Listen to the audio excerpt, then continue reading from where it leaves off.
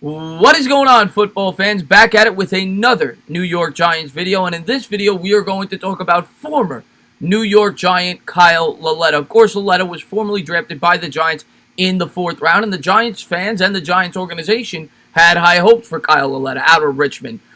Being that they drafted him in the 4th round, we all heard the reports that Bill Belichick and the New England Patriots were very high in this kid, and they thought he could fit their system rather well.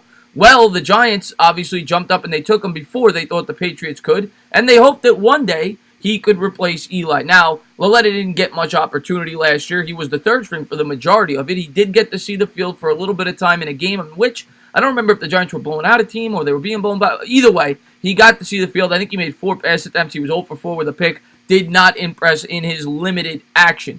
Lauletta, of course, this preseason went out there and he played rather well. Of course, he had some off-the-field problems as well, which I'm sure contributed to the Giants releasing him. Not so much this year, but last year with the whole running late to practice, and we remember all that. But this year in the preseason, he was in a clear competition with Alex Tanney for the 3rd quarterback spot after, of course, the New York Giants used the 6th overall selection on Daniel Jones, Eli Manning's backup. I thought, and pretty much every Giants fan thought, that Lauletta won the job in terms of his on-the-field production over Tanney. Tanney, if we're being honest, stayed here because of his experience. He's a good guy for Daniel Jones to learn under on the sideline. I think that's where the Giants team's head is at.